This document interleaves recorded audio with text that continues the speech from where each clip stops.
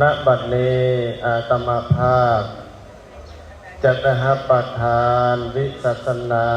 พระธรรมเทศนาในปูชาคาถาว่าโดยการบูชา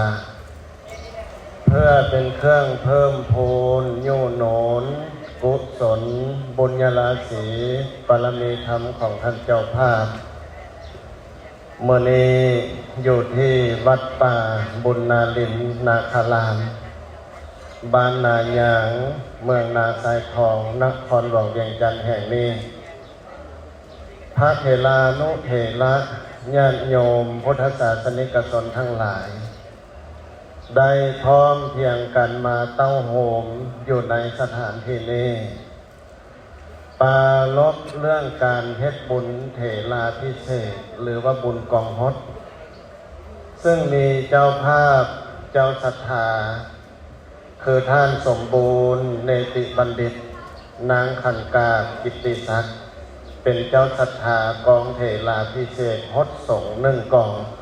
คือถวายการเถราพิเศษฮดสงฆ์พระอาจารย์ลินสุขจิตโตเจ้าภาพเจ้าศรัทธาที่2คือท่านวันไซเนติบัณฑิตนางเพชรสวรรค์มีดวงจันทร์พร้อมโดยครอบครัวเป็นเจ้าภาพเจ้าศรัทธาถวายเถราพิเศษฮดสงฆ์พระอาจารย์บัวไหลเอกคจิตโตเจ้าภาพเจ้าศรัทธาที่3คือท่านเพชรคำพองนางสอนแก้วเป็นเจ้าภาพเจ้าศรัทธาเถราพิเศษฮดสงฆ์พระอาจารย์โกน้อยใส่คำแดง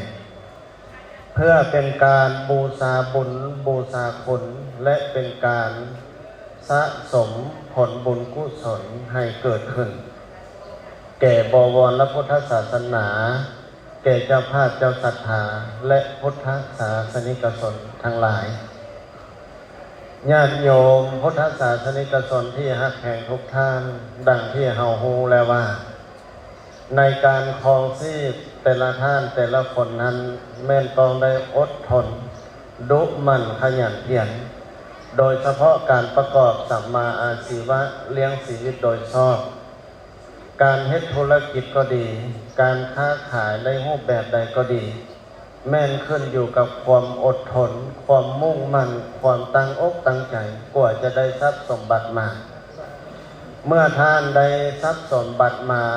ด้วยความประกอบชอบธรรมแล้วเฮาก็ได้มาจัดสรรในการสมใส่นั่นก็คือใส่เลี้ยงชีวิตของตนเองครอบครัวพ่อแม่ลูกหลานญาติพี่น้องบุคคลอยู่รอบข้างอันนี้ก็เป็นอีกส่วนหนึ่งเขาเอามาสร้างให้เป็นบุญเป็นกุศลโดยการอุปถัมภ์พกยอยกพุทธศาสนา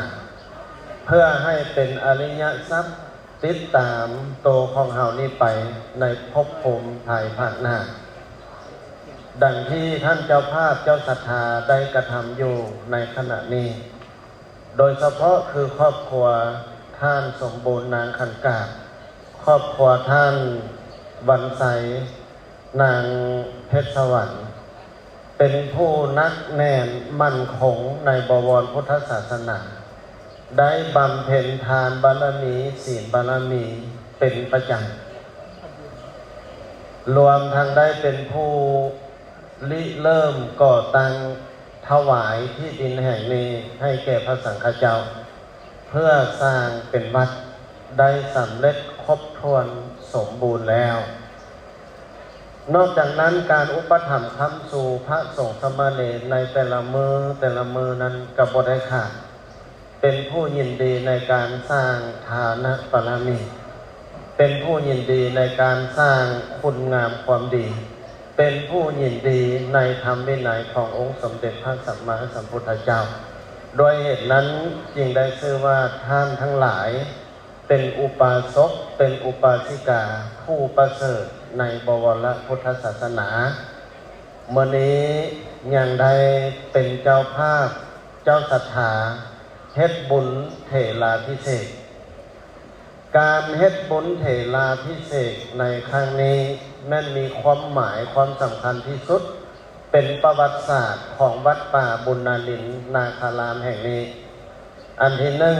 เป็นการเทลาภิเษกครั้งทำอิฐอยู่ในสถานที่อันศักดิ์สิทธิ์และทรงเกียรติแห่งนี้อีกประการที่สองเพื่อเป็นการยั่งยืนถึงความฮักแพงสนิทแน่นที่พ่อออกไม่ออกมีต่อพระสงฆ์ที่พระสงฆ์มีต่อพ่อออกไม่ออกโดยเฉพาะคือพระอาจารย์ลินสุจิตโตซึ่งเป็นผู้นำพาก่อสร้างวัดแห่งนี้เฮาเว้าได้ว่าเป็นเจ้าอธิการวัดองค์ธรรมอิฐวัดแห่งนี้พร้อมด้วยพระอาจารย์โบราณเอกคจิตโตซึ่งเป็นพระน้องชายและพระอาจารย์โกน้อยซึ่งเป็นพระลูกวัดได้ญาติโยมได้ถวายเถราภิเษกพจน์สงฆ์อันนี้เป็นเครื่องยั่งยืนให้เฮารู้ว่าพระอาจารย์ลินสุจิตโตในการสอนคนเพื่อให้รู้บาปรู้บุญรู้คุณรู้โทษรู้สิ่งที่เป็นประโยชน์และบ่เป็นประโยชน์สอนคนอยู่ไกลก่อนและจะค่อยหยับออกไปไกลออกไกลออกนั่นก็คือการเป็นเจ้าภาพเจ้าศรัทธาเถราภิเษกพจน์สงฆ์มื้อนี้พระสงฆ์ที่ได้รับเถราภิเษกนั้นเอิ้นว่าเป็นพระลูกยกเป็นเจ้าหัวลูกพ่อไม่ออกที่เป็นเจ้าศรัทธานั้นเอิ้นว่าเป็นพ่อยกเป็นแม่ยกการที่ปลูกฝังแนะนำบุคคลอยู่ไกลก่อนแล้วจึงค่อยยับออกไปไกลนั้นเป็นเครื่องยั่งยืนว่าพ่อสมบูรณ์ไม่ออกขันกาเป็นมหาอุปสมบทเป็นมหาอุปสิกาอยู่ในสถานที่แห่งนี้แล้วผู้อุปถัมภ์ค้ำสู่ดูแลบังแยเป็นเจ้าศรัทธาเถราภิเษกพจน์สงฆ์ก่อนคันผู้อยู่ไกลผู้อยู่อุปถัมภ์ค้ำสู่ประจำยั่งยืนให้ด้วยรูปแบบแห่งการเฮ็ดบุญเป็นผู้ตั้งมั่นในศรัทธาผู้อยู่ไกลบ่ต้องสงสัยเลยเพราะภาษิตบอกว่าอยากฮู้ผู้สาวงามให้ถามพระในวัดอยากฮู้พระเนรแข่งขัดให้ถามเบิ่งญาติโยมเป็นหยังแต่ว่าจังซั่นอยากฮู้ผู้สาวงามให้ถามพระในวัดเสี่ยวลูกไผ่ต้องไปถามพระในวัด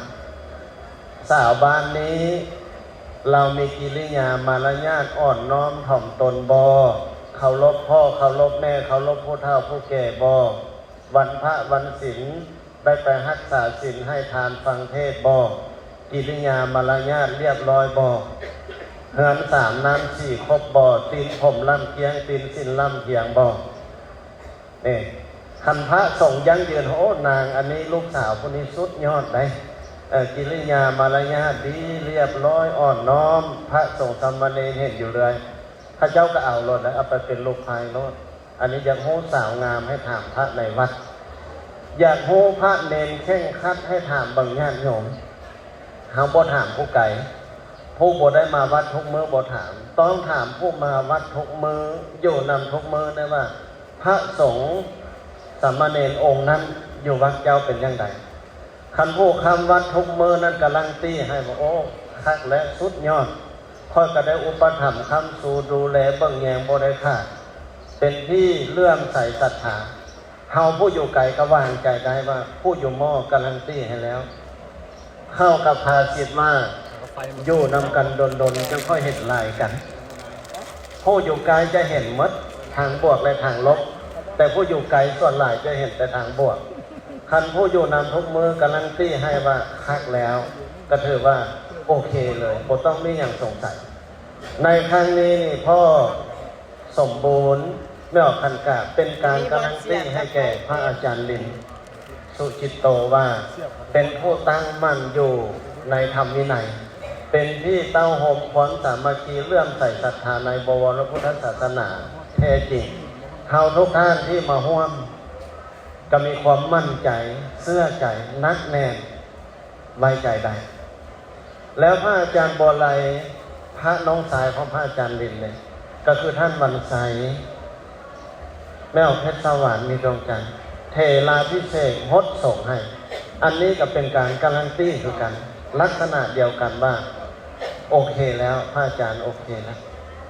เฮานี้เป็นที่เลื่อมใสศรัทธาพอใจแล้ว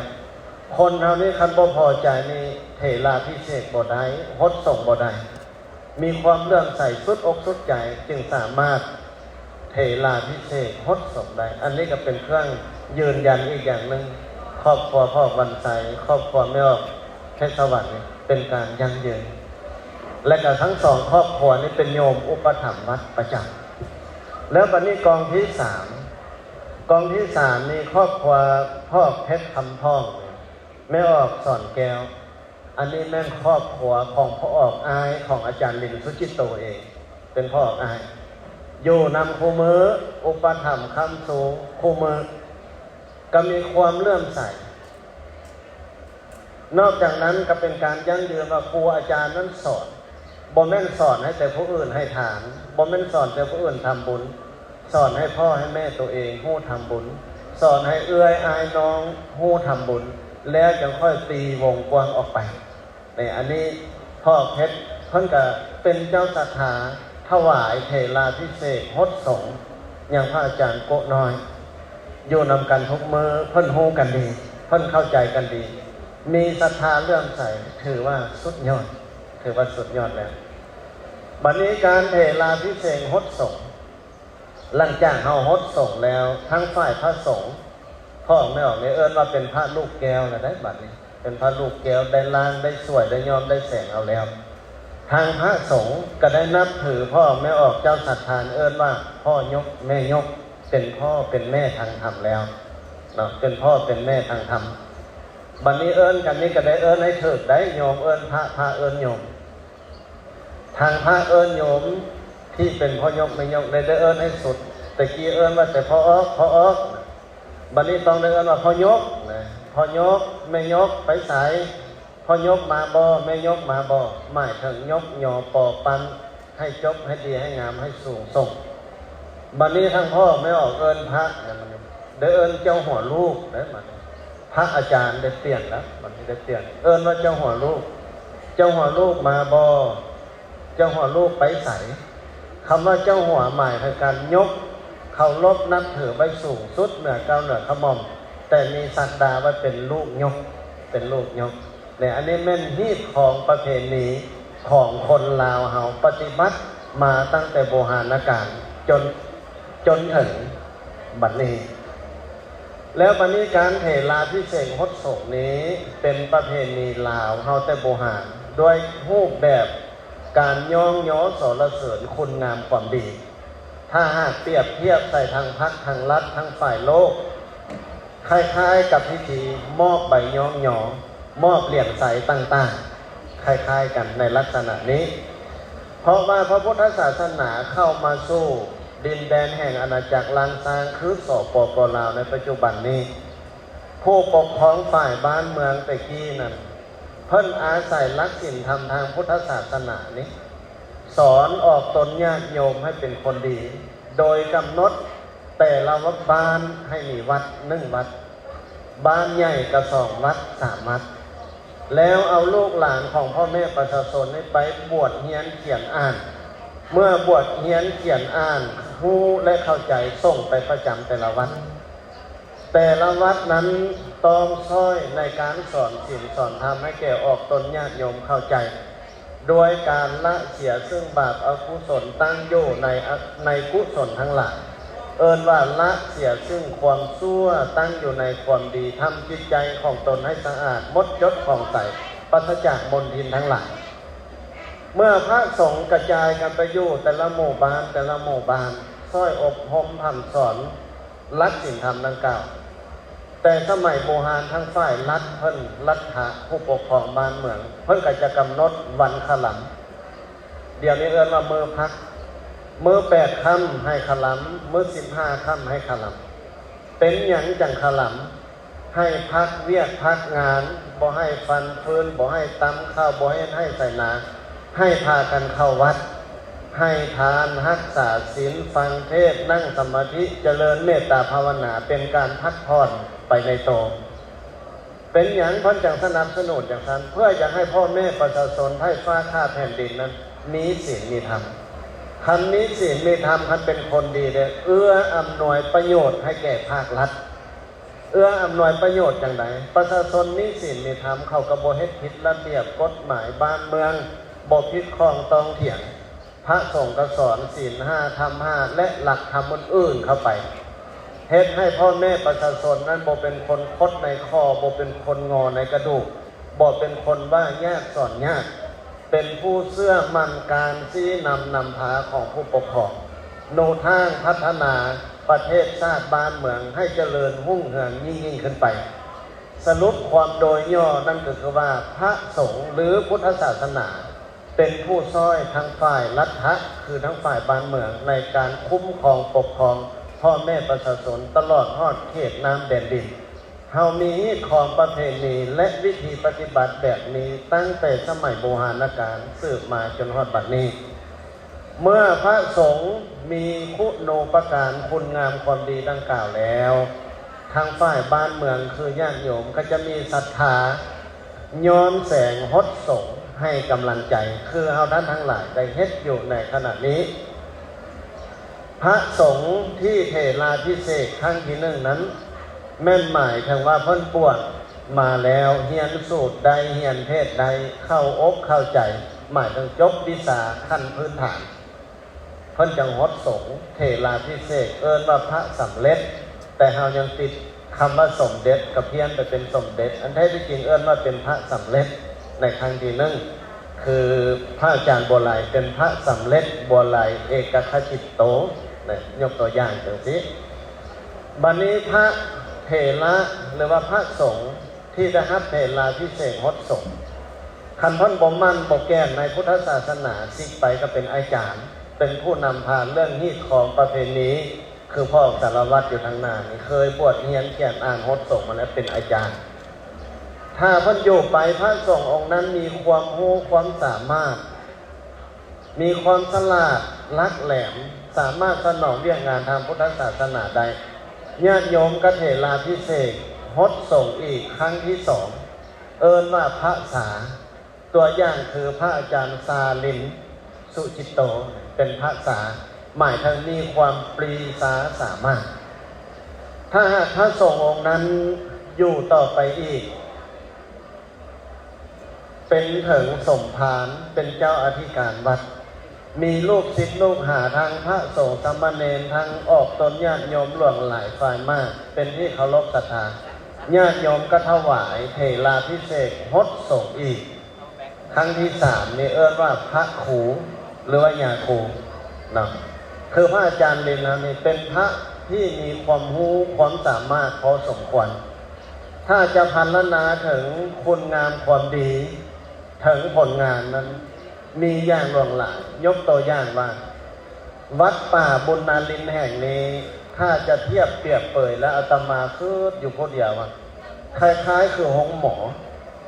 วัดแห่งนี้คล้ายๆคือห้องหมอพระอาจารย์ลินนี่คือท่านหมอใหญ่หรือว่าเป็นผู้จัดการใหญ่จัดการจังไหนห้องหมอเป็นสถานที่ปัวคนวัดแห่งนี้พระอาจารย์ลินนี่ได้เต้าโฮมความสามัคคีญาติโยมได้น้อยหรือหลายอาตมาบ่ขอเว้าขอให้ญาติโยมเหลี่ยวเบิ่งและก็ตอบโจทย์นี้ด้วยตนเองว่าเต้าโฮมความสามัคคีได้น้อยหลายปานใดอันนี้สิ่งสำคัญที่สุดคือการเต้าโฮมความสามัคคีของพระสงฆ์สามเณรและพ่อแม่ประชาชนบัดนี้เว้าเรื่องการปิ้นปัวเลย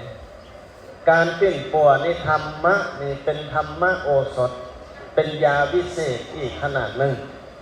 ผู้ใดป่วยทางด้านแนวคิดมานี่พระอาจารย์เด่นกับปัวให้ปัวโดยวิธีใดสูตรลดน้ำให้ฮดน้ำมนต์ให้ลังเทื่อกับเป้าคาถาให้พุทธศาสนาแบบลาวเฮาลีกเล่นบ่ได้เรื่องการฮดน้ำมนต์มัดข้อต่อแขนเป่าขมอมจอมขวัญนี่มันเป็นประเพณีที่ปฏิบัติมาแต่โบราณกาลเพิ่นปัวให้อันนี้เอิ้นว่าปัวผู้ป่วยทางด้านจิตใจบัดนี้ผู้ที่ปรารถนาความเจริญทางด้านโชคลาภเลยเพิ่นกับปัวให้คือกันแต่เพิ่นมีเงื่อนไขเด้อธิษฐานเอาเองเด้อสิได้ดังมักดังปรารถนาขึ้นกับบุญเจ้าบุพเพกตปุญญาตาเฮาสร้างบุญมาบ่คือกันผู้ใดสำเร็จดังคำมักคำปรารถนากับบุญเจ้าที่สร้างมาผู้ใดบ่สำเร็จดังคำปรารถนาเจ้าต้องสร้างบารมีเพิ่มอีก หลายคนก็มาอธิษฐานหลายคนก็ประสบผลสำเร็จหลายคนก็ยังบ่ทันประสบผลสำเร็จก็ขึ้นกับบุญคือบุพเพกตปุญญาตาบุญที่สร้างมาต่างกันคือพระอาจารย์ลินสุจิตโตของเราอันนี้แม่นผู้ปรารถนาทางด้านโชคลาภเรื่องความเจริญรุ่งเรืองทางด้านธุรกิจนอกจากนั้นเด้ผู้ที่บ่มีความทุกข์ในใจบ่ได้ป่วยใจและบ่ปรารถนาความรุ่งเรืองทางด้านธุรกิจอยากห่มเย็นในธรรมพระอาจารย์ลินก็มีเป็นอีกคล้ายๆคือแผนกหนึ่งเทศธรรมะเอาธรรมะของพุทธเจ้าล้วนๆเข้าเทศสอนศีลสอนธรรมพาสวดมนต์พานั่งสมาธิให้ปฏิบัติธรรมเพื่อให้จิตใจสะอาดสว่างสงบด้วยเหตุนั้นอาตมาจึงว่าสถานที่แห่งนี้หมุนรอบ360องศาครบวงจรเข้ามาในจุดเดียวนี้ถือว่าครบเลยโดยเหตุนั้นจึงย้อนสรรเสริญว่าพระอาจารย์ลินสุจิตโตนี้เป็นพระสงฆ์ลาวองค์หนึ่งที่มีความสามารถและมีบุญญาธิการหลายพอสมควรจึงจะสามารถเฮ็ดหน้าที่ของตนเพื่อประโยชน์และความสุขแก่ชนทั้งหลายได้ด้วยคุณงามความดีดังกล่าวญาติโยมเถราภิเษกฮดสงฆ์ย้อสรรเสริญอันนี้นั่นสมควรแล้วแต่ว่าการฮดส่งของเรานี่ยังบ่ทันถึงบ่ทันถึงขั้นที่เพิ่นเป็นอยู่ส่วนนี้นี่เป็นพระสาแต่ว่าพระอาจารย์ลินเป็นเจ้าที่การวัดแล้วออกพรรษาหน้าฮดอีกเนอะให้เป็นยาคูได้บัดนี้ให้เอิ้นว่ายาคูจังเหมาะอันแท้ที่จริงอาตมาเนี่ยเอิ้นเพิ่นเป็นยาคูตั้งแต่เมื่อมาสร้างวัดทำอิฐเอิ้นว่ายาคูลิ้นเพิ่นมาพ่อไม่ออกบ่ทันได้ฮดยังบ่เป็นยาคูอาตมาก็ตอบว่าเอิ้นเอาโชคเอาใจซะก่อนเป็นพระลูกแก้วของบ้านของเมืองคันบ่ทันเป็นยาคูเอิ้นก็คือว่าบ่ม่วนปากก็เอิ้นเอาโชคเอาใจเอิ้นยาคูมาเมื่อนี้ได้เป็นยาสาออกพรรษาหน้าให้เป็นยาคูเด้อพ่อออกแม่ออกที่อยู่ใกล้และไกลทางภายในและต่างประเทศสุดนี้นี่มันพอออกแม่ออกที่อุปถัมภ์วัดฮดสงฆ์เป็นยาสาต่อไปทุกท่านสามัคคีกันอีกให้เป็นยาคูจึงเหมาะกับการเป็นสมภารเจ้าวัดโดยเหตุนั้นการเทศนาพิเศษนี้จะเอิ้นว่าเป็นการย้อสรรเสริญย้อมแสงจารึกคุณงามความดีของพระสงฆ์ที่มีคุณูปการต่อพุทธศาสนาตัวอย่างเทียนซ้ายขวาที่ใต้อยู่ทางหน้าแต่ละองค์มีเทียน2 เล่มอยู่ต่อหน้าแต่ละองค์มีความหมายสอนให้รู้ว่าเทียน2 เล่มคือธรรมและวินัยหมายถึงคำสอนทางพุทธศาสนาขององค์สมเด็จพระสัมมาสัมพุทธเจ้าเทียน2 เล่มนั้นเป็นการมอบหมายหน้าที่ให้พระสงฆ์ที่ได้รับเถราภิเษกฮดสงฆ์นั้นเป็นผู้จันโลงพระพุทธศาสนาเป็นผู้สืบทอดธรรมวินัยของพระพุทธเจ้าให้เจริญรุ่งเรืองไปหน้าอย่างบ่หยุดยั้งเทียน2 เล่มมีความหมายในลักษณะนี้และอีกอย่างหนึ่งเทียน2 เล่มที่ตั้งอยู่ต่อหน้าที่จุดขึ้นแล้วนั้นสอนให้รู้ว่าพระอาจารย์ที่รับเถราภิเษกนั้นเทียนเล่มหนึ่งคือกันกับอุปาสกอุปาสิกาเทียนเล่มหนึ่งอีกคือกันกับพระสงฆ์สามเณรองค์ที่รับเถราภิเษกฮดสงฆ์ต้องเต้าโหมความสามัคคีของพระสงฆ์สามเณรฮัดแน่นความสามัคคีให้ได้ต้องเต้าโหมความสามัคคีสนิทสนมกลมเกลียวฮัดแน่นความสามัคคีของอุปาสกอุปาสิกาหรือญาติโยมให้ได้และฮัดแน่นความสามัคคีระหว่างพระสงฆ์สามเณรและออกตนญาติโยมให้ได้ให้อยู่ร่วมกันโดยสันติสุขมีอย่างให้เว้าให้ว่าให้ลมให้แลกเปลี่ยนความคิดความเห็นจับมือถือแขนซึ่งกันและกันและพัฒนาร่วมกันด้วยความสามัคคีเพื่อให้ประสบผลสำเร็จทุกหน้าที่เรียกงานอันนี้แม่นเป้าหมายและจุดประสงค์ในการเถราภิเษกแล้วการเถราภิเษกนั้นมีอย่างไรเครื่องเถราภิเษกฟังพ่อออกสารวัตรพันถวายไปเมื่อกี้นี่มีอย่างสุขันโธทกัง หมายถึงน้ำมุทธาพิเศษน้ำที่เพิ่นสูตรไปเมื่อกี้บ่แม่นน้ำบ่แม่นน้ำอบน้ำหอมน้ำมนต์ธรรมดาเป็นน้ำมุทธาพิเศษสำหรับที่จะไปฮดสะสงล้างช่วยพระเถระองค์นั้นนอกจากนั้นก็ยังมีลาภเงินลาภคำบอกเฉพาะแต่เจ้าศรัทธาหลักเจ้าศรัทธาเขาญาติโยมท่านอื่นก็มีลาภมาฮดสมทบนำอันนี้ลาภคำเพิ่นเอิ้นว่าสุวรรณบัตรลาภเงินเพิ่นเอิ้นว่าหิรัญญบัตรเป็นเครื่องบูชาขั้นสูงในการเฮ็ดเถราพิเศษดังคำปากนามที่พระอาจารย์บุญทวีศรีบุญเฮืองกล่าวไปว่าฝูงข้าทั้งหลายได้ขนขวยหายังคำแดงมาตีแปลงเป็นลาภโสภาพเพียงดังใบลานได้ยอมืออนุโมทนาทานใส่กองเถราพิเศษปงประสิทธิพระพรแถมนามกรให้แก่พระอาจารย์ลินพระอาจารย์บัวไลพระอาจารย์โกน้อยขึ้นเติมยศให้พระกฏในสุวรรณราชตะปัตตานามวังโสศาสนาวิโลโสติปรเจ้าสังโฆวุจติในข้อนี้เราสรุปความได้ว่าจารึกชื่อของพระอาจารย์ทั้งสามอยู่ในแผ่นเงินแผ่นคำให้ปรากฏอยู่ในบวรพุทธศาสนานอกจากลาภเงินลาภคำแล้วยังมีเครื่องอัฐบริขารดังพ่อสารวัตรเพิ่นเว้าไปว่าอุทธมพลมวัฏฐานิโกสัยยะจีวลานิแต่บ่ฮู้ว่าสิครบหรือบ่ได้ภาษาบาลีบอกว่ามีทั้งผ้าฝ้ายมีทั้งผ้าไหมได้ที่เว้าไปนะมีทั้งผ้าฝ้ายมีทั้งผ้าไหมนอกจากนั้นก็มีเสื้อสาดอาสนะหมอนมุงเครื่องอัฐบริขารทั้งหลายถวายบูชาอันนี้ถือว่าเราจัดตั้งแต่งแปลงครบถ้วนบริบูรณ์ทุกสิ่งทุกอย่างแล้วเขาจึงมาใส่ขันนิมนต์เถราพิเศษหดสงฆ์โดยเหตุนั้นการให้พุทธเถราพิเศษหดสงฆ์วันนี้ชื่อว่าเฮานั้นได้ทำการบูชาไผ่บูชาคุณพระพุทธเจ้าบูชาคุณพระธรรมเจ้าบูชาคุณพระสงฆ์เจ้าผู้สืบทอดอายุพุทธศาสนาและอุทิศส่วนบุญกุศลให้แก่บิดามารดาครูอุปชาอาจารย์เจ้าที่เจ้าฐาน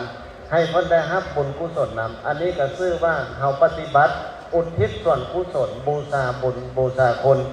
และทุกท่านที่มาร่วมอนุโมทนามื้อนี้ชื่อว่าท่านนั้นได้เป็นเจ้าศรัทธาสามัคคีย่อมได้พระอานิสงส์บุญกุศลร่วมกันคือกันทุกท่านทุกคนโดยเหตุนั้นทางคณะสงฆ์ทุกองค์ก็ดีที่มาร่วมอนุโมทนามื้อนี้ขออนุโมทนาสาธุย้อมย้อสรรเสริญพระอาจารย์ทั้งสามมีพระอาจารย์ลินสุกิตโตเป็นต้นขอให้พระอาจารย์เจริญไพบุญงอกงามในบวรพุทธศาสนาให้เป็นห่มโพห่มใสเป็นที่พึ่งทางด้านร่างกายและจิตใจของอุปสกอุปสิกาทั้งอยู่หม้อและอยู่กายให้ได้ส้นห่มบารมีธรรมที่พระอาจารย์ได้บำเพ็ญมาและกำลังสร้างบารมีใหม่ต่อใส่บารมีเก่าขออำนวยอวยพรอนุโมทนานำเจ้าภาพเจ้าศรัทธาทุกท่านที่เป็นเจ้าภาพเจ้าศรัทธาและร่วมอนุโมทนาครั้งนี้ขอให้ทุกท่านนั้นอยู่ดีมีแห่งเข้มแข็งมั่นยืนเจริญรุ่งเรืองสุขกายสุขใจให้สำเร็จทุกหน้าที่เรียกงานที่ตั้งเป้าหมายเอาไว้เรียกงานประสบผลสำเร็จการเงินประสบผลสำเร็จมีชื่อให้ปรากฏมียศให้ลือสาคนและเทวดาให้พรและย่องโยสรรเสริญขอให้ทุกท่านมีจิตใจเป็นสัมมาทิฏฐิตั้งมั่นอยู่ในหลักธรรมคำสอนขององค์สมเด็จพระสัมมาสัมพุทธเจ้าตลอดไปทุกท่านทุกคนเถิดสาธุ